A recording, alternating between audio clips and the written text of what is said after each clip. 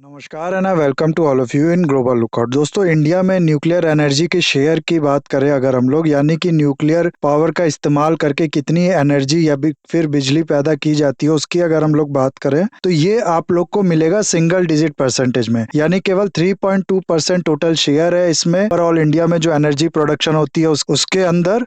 और हालांकि ये पहले से बहुत ज्यादा बड़ा है। एक डिकेड पहले अगर आप लोग देखेंगे तो ये परसेंटेज केवल था 2.8%। तो उस हिसाब से अगर देखो तो ये बड़ा है, एक डिकेड में लगभग 0.4% बड़ा है। लेकिन ये अभी भी ये जो ओवरऑल परसेंटेज है ये काफी कम है और इसे बढ़ाने की और ज्यादा जरूरत है ताकि घर घर तक जो बिजली है वो पहुंचाया जा सके। इसीलिए गवर्नमेंट ने बहुत तेजी से न्यूक्लियर पावर प्लांट बनाने का फैसला किया है।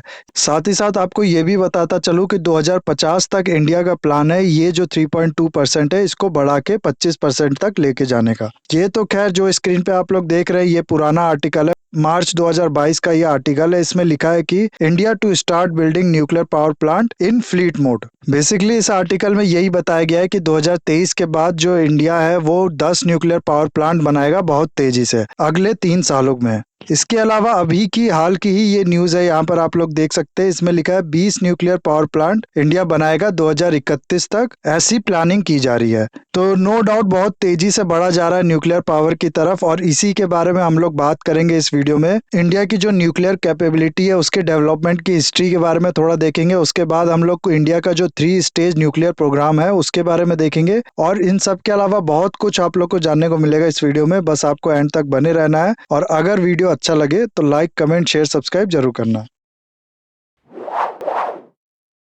1947 में हमारा देश जो है वो आज़ाद हुआ और इस आज़ाद देश के सामने जो कई चैलेंजेस थे उनमें से एक बड़ा चैलेंजेस ये था कि कंट्री को फ्यूचर में एनर्जी इंडिपेंडेंट बनाना और लोगों तक एनर्जी पहुंचाना, और इस काम में न्यूक्लियर एनर्जी बहुत बड़ा रोल प्ले कर सकता था। इसीलिए 1948 में एटॉमिक एनर्जी कमीशन को स्टैब्लिश किया गया और होमी जे बाबा जो कि एक न्यूक्लियर फिजिसिस्ट थे उनको इसका चेयरमैन बनाया गया। होमी जे बाबा को आप लोग को पता ही होगा, आज के टाइम में इंडिया के न्यूक्लियर प्रोग्राम का फाउंडिंग फादर भी कहा जाता है। इन्हीं के अंडर एटॉमिक एनर्जी कमीशन को एस्टेब्लिश किया गया। ये होमी जे बाबा जो है ये आजादी से पहले ही 1944 में ऑलरेडी TIFR यानी कि Tata institute of fundamental research को एस्टेब्लिश कर चुके थे और काफी टाइम से न्यूक्लियर टेक्नोलॉजी के लाइन में काम कर रहे थे। अब न्यूक्लियर टेक्नोलॉजी को आई एम श्योर आप लोग को पता होगा कि इस्तेमाल करने के 2 तरीके होते हैं। एक तो मिलिट्री यूज के लिए इस्तेमाल किया जाता है यानी कि न्यूक्लियर बम बनाने के लिए इस्तेमाल किया जाता है। दूसरा होता है सिविल पर्पस के लिए यानी कि पीसफुल पर्पस के लिए इसका इस्तेमाल, यानी कि इसका इस्तेमाल करके इलेक्ट्रिसिटी एनर्जी डेवलप करना। दोनों ही लाइन में इंडिया ने काम किया है। आज के टाइम में इंडिया के पास 160 न्यूक्लियर वॉरहेड है, प्लस इंडिया के पास 22 न्यूक्लियर रिएक्टर हैं जो कि इसके 8 पावर प्लांट में प्लेस्ड है, जिनका नाम आप लोग यहाँ पर स्क्रीन पे देख सकते हैं।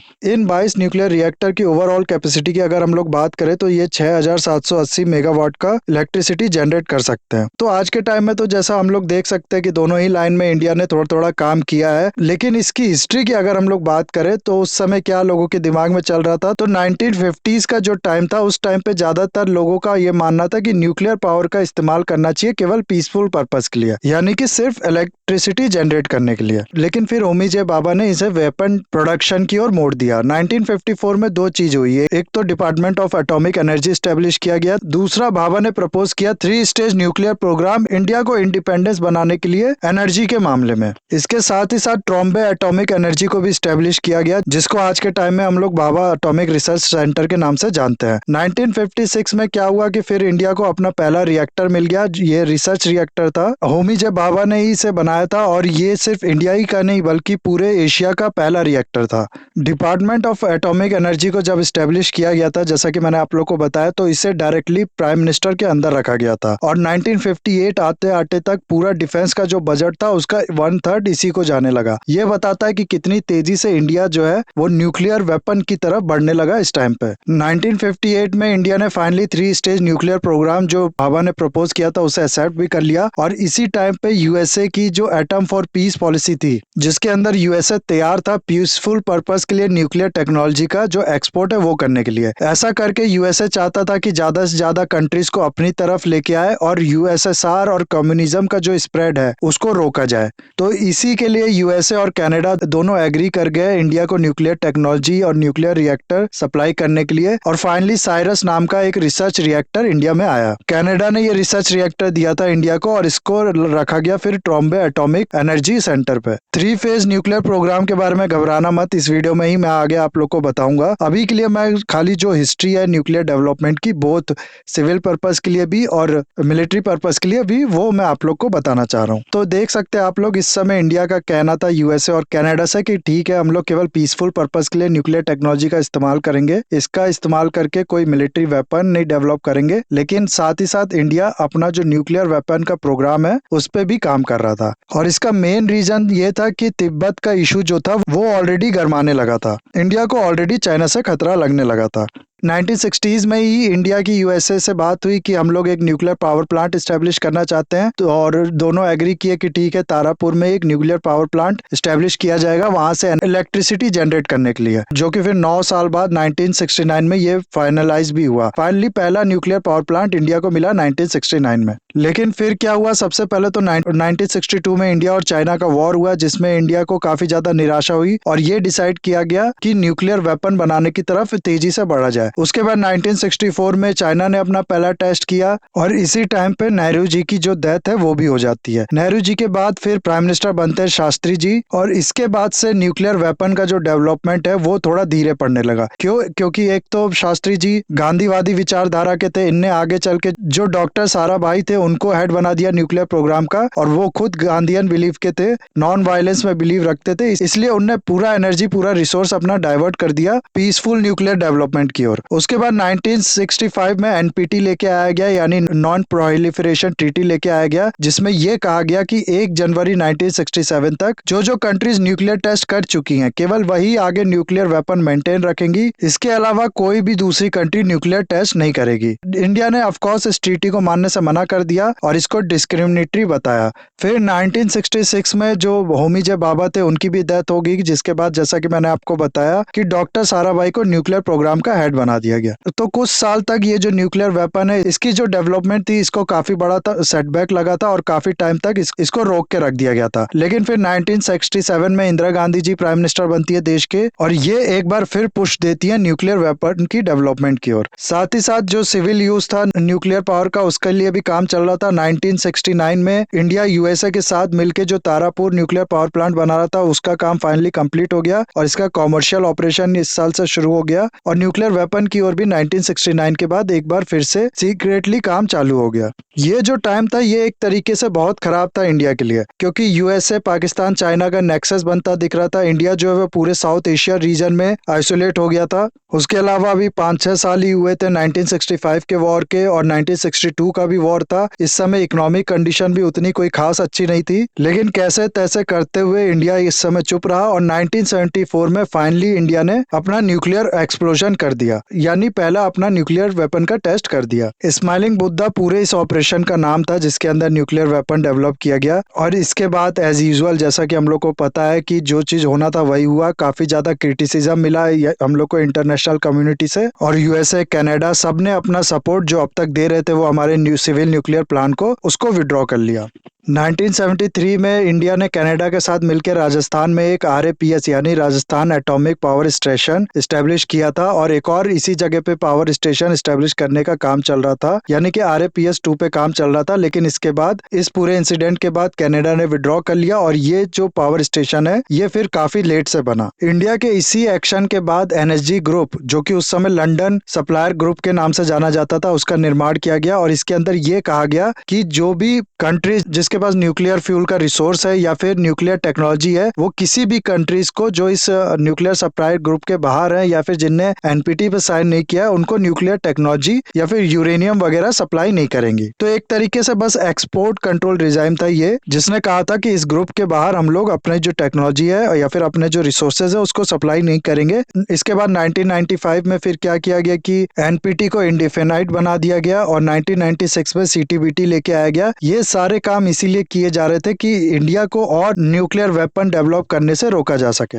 लेकिन इस बीच हुआ क्या कि 1977 में पाकिस्तान में मिलिट्री रूल स्टैब्लिश हो गया। मोहम्मद जिया-उल-हक ने मिलिट्री कू कर दिया, जिसके बाद उनने पूरी सत्ता अपने हाथ में ले ली और फिर इसी टाइम पे 1979 में यूएसएसआर ने अफगानिस्तान को इन्वेड किया। अब अफगानिस्तान को काउंटर करने के लिए यूएसए और पाकिस्तान ये दोनों और क्लोज आने लगे। पाकिस्तान की मदद लेने लगा यूएसए और उसके बदले में पाकिस्तान को पैसा देने लगा। बस इतना ही पाकिस्तान को चाहिए ही था। उसने उठा के ये जो पूरा पैसा है ये लगा दिया अपने न्यूक्लियर वेपन के डेवलपमेंट में और वो भी अपने न्यूक्लियर वेपन को डेवलप करने लगा। अब इंडिया पे इतना ज्यादा प्रेशर बनाया जा रहा था, उसको लगातार आइसोलेट करने की कोशिश की जा रही थी। इसका रिस्पॉन्स करने के लिए इंडिया ने क्या किया, इंडिया ने 1998 में अपना दूसरा टेस्ट कर दिया, यानी और न्यूक्लियर वेपन डेवलप कर लिया ऑपरेशन शक्ति के अंदर। और ये जो टाइम था, इस टाइम पे मैं कहूंगा पूरी जो नजरें थी सारी कंट्रीज की वो इंडियन सब कॉन्टिनेंट पे ही थे। क्योंकि 11 और 13 मई 1998 में इंडिया ने अपना न्यूक्लियर टेस्ट किया। उसके बाद 28 मई को पाकिस्तान ने इसके रिस्पॉन्स में अपना न्यूक्लियर टेस्ट कर दिया। पाकिस्तान कहने लगा क्योंकि इंडिया ने ये टेस्ट किया इसलिए हमारी मजबूरी बन गई थी ये टेस्ट करना, क्योंकि इंडिया से हम लोग को खतरा है। और इंडिया कहने लगा कि चाइना से हम लोग को खतरा है, इसलिए हमारी मजबूरी थी ये टेस्ट करना। थोड़े टाइम के लिए काफी ज्यादा क्रिटिसिज्म मिला दोनों कंट्रीज को, लेकिन बाद में इंडिया ने अपना जो पॉइंट ऑफ व्यू है वो समझा लिया वेस्ट को। और 2001 में 2 इंसिडेंट हुए, एक था पार्लियामेंट पे अटैक होना इंडिया के और दूसरा था ट्रेड टावर पे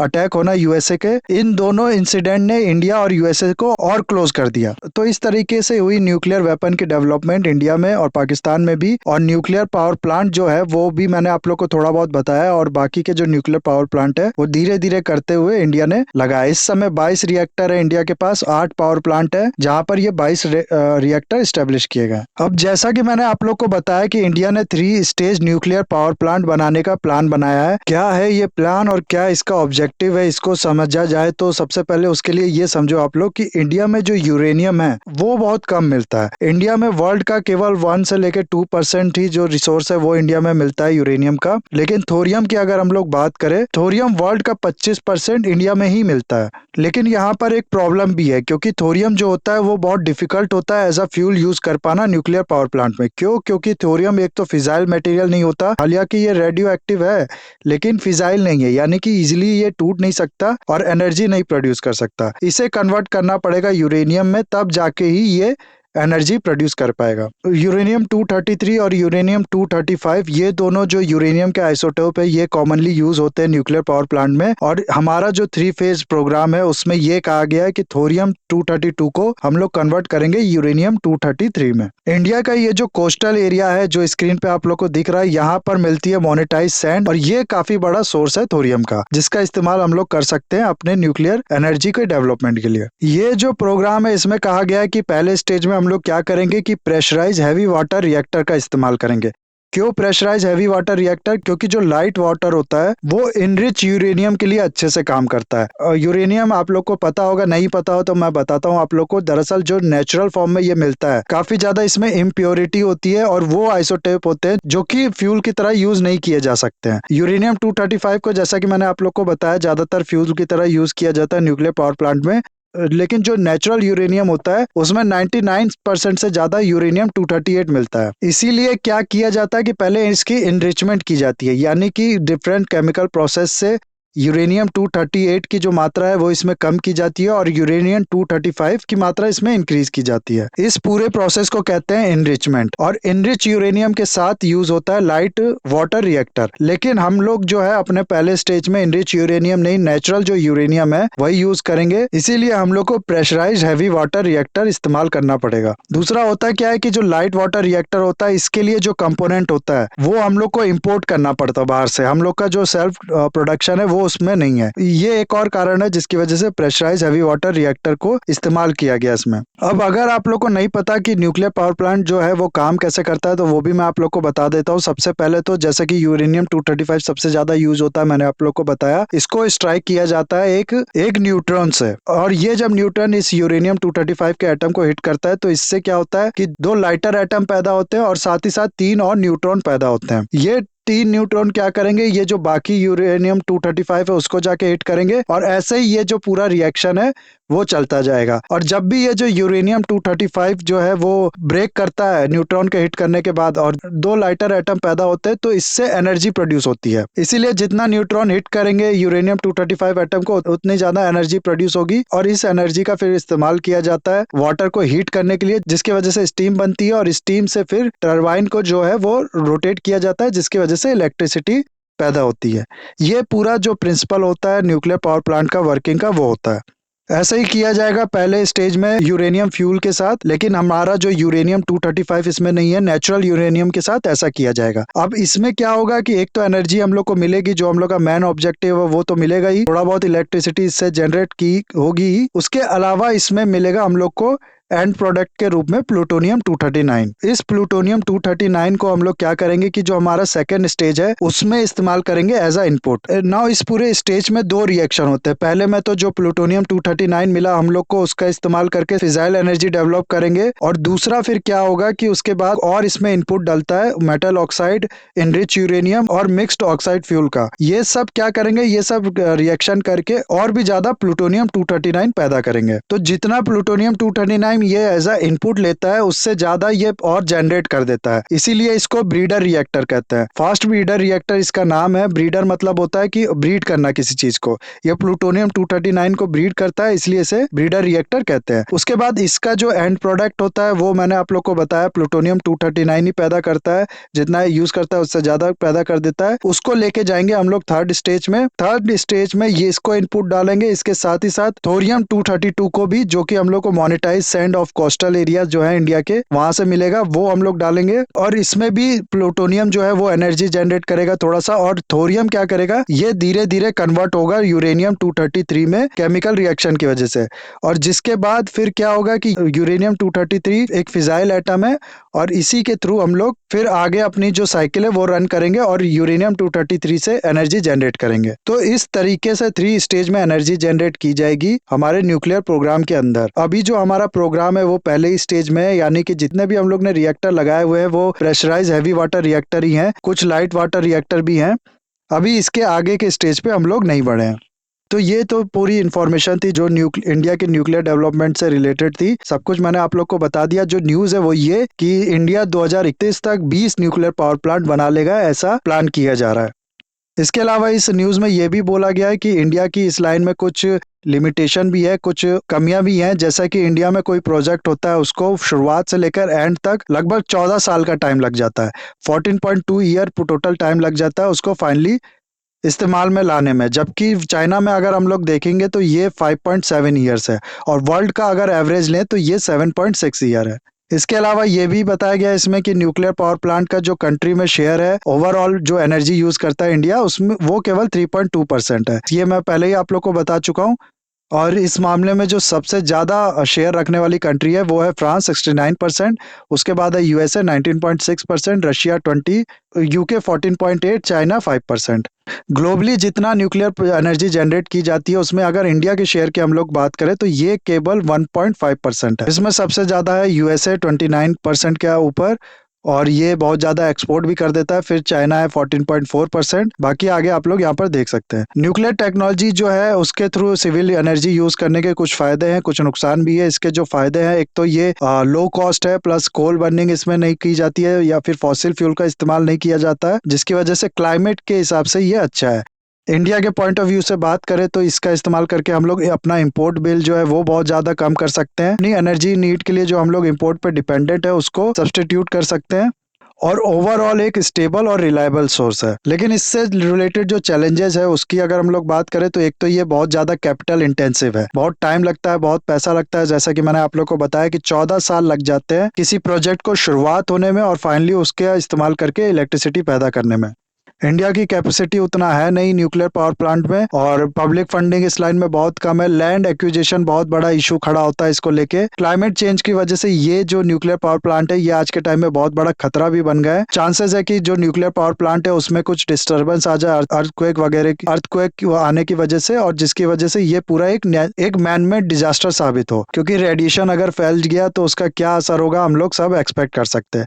तो इस तरह की भी चीजें हैं। साथ ही साथ ये जो न्यूक्लियर पावर प्लांट होते हैं ये अपने कूलेंट के लिए आसपास के जो रिवर्स होते हैं उनका पानी इस्तेमाल करते हैं। अब आज के टाइम में जो क्लाइमेट चेंज हो रहा है उसकी वजह से रिवर सूखती जा रही है। मान लो किसी न्यूक्लियर पावर प्लांट के पास की जो रिवर है वो सूख गई, तो उसके बाद होगा क्या कि जितना पैसा जितना टाइम इसमें लगा था वो पूरा बर्बाद हो गया।